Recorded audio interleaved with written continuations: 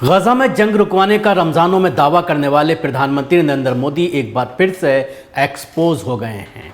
भारत की तरफ से इजराइल को भारी मात्रा में बारूद भेजा जा रहा था, जिसको रास्ते में रोक लिया गया है। बड़ा खुलासा हुआ है कि प्रधानमंत्री नरेंद्र मोदी अभी 3 दिन पहले जिस तरह से आज तक को दिए गए एक इंटरव्यू में यह दावा कर रहे थे कि रशिया में जंग रुकवाने के बाद उन्होंने गजा में भी रमज़ान के मुक़द्दस महीने में जंग बंदी कराई थी, जो दावा पूरी तरह से फर्जी है, झूठी बात कही जा रही है। आप ये टीवी स्क्रीन पर देख सकते हैं, बीबीसी का ये स्क्रीनशॉट है जिसमें कहा गया है, दिखाया गया है। और मैंने भी लगातार रमज़ान के महीने में भी आपको दिखाने की कोशिश की है रोज़ाना अपनी स्टोरीज़ के ज़रिए कि किस तरह से लगातार इजराइल के ज़रिए जुल्म जारी है, आतंकवाद इजराइल का जारी है। रमज़ान के मुक़द्दस महीने में भी चुप नहीं बैठा है इजराइल, लगातार हमले करता रहा है और बेगुनाहों को शहीद करता रहा है। तो झूठ का पुलंदा है प्रधानमंत्री नरेंद्र मोदी का ये दावा जो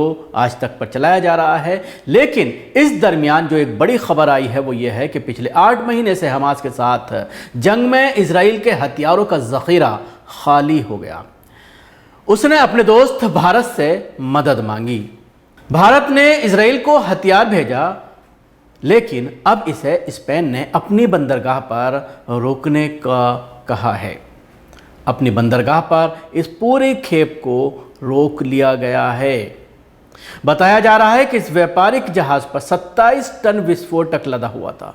1-2 टन नहीं बल्कि 27 टन विस्फोटक है जो इजराइल जा रहा था, इसे भारत से भेजा जा रहा था। स्पेन ने कहा है कि मध्य पूर्व को शांति की ज़रूरत है, ना कि और ज़्यादा विस्फोटक की। ये काम ऐसे समय में हुआ है जबकि अमेरिका ने इजराइल को विस्फोटक सामग्री देने से इनकार कर दिया है। द प्रिंट की रिपोर्ट के मुताबिक स्पेन के विदेश मंत्रालय ने डेनमार्क के झंडे वाले इस जहाज को अपनी बंदरगाह पर रुकने की इजाज़त देने से इनकार कर दिया है। बताया जा रहा है कि इस जहाज पर भारत से भेजा गया 27 टन विस्फोटक लदा हुआ था। उसने कहा कि मध्य पूर्व को शांति की ज़रूरत है, ना कि और ज़्यादा हथियारों की। स्पेन के विदेश मंत्री जोसे मैनुएल एल्ब्रेस ने कहा है कि ऐसा पहली बार है जब हमने ये किया है, क्योंकि ऐसा पहली बार हुआ है जब हमने पाया कि एक जहाज़ हथियारों की खेप लेकर इजराइल जा रहा है और वो स्पेन के बंदरगाह पर रोकने की इजाज़त चाह रहा है।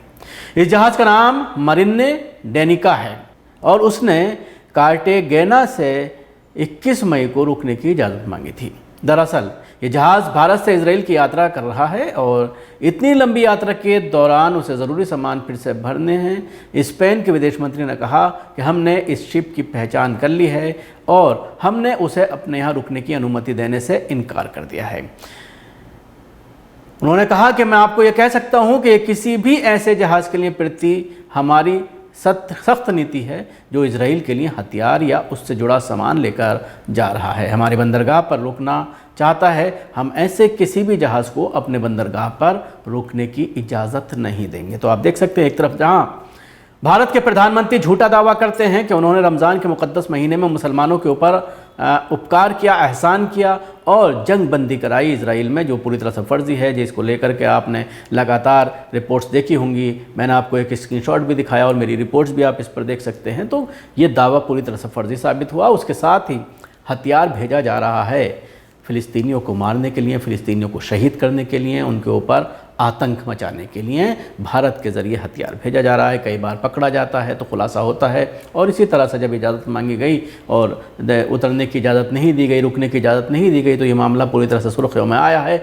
जहाँ एक तरफ भारत फ़िलिस्तीनियों को लेकर के साथ देता है और यूनाइटेड नेशन का मेंबर बनाने के लिए भी साथ दिया, उसमें वोटिंग की, लेकिन दूसरी तरफ इजराइल को हथियार भी मुहैया करा रहा है।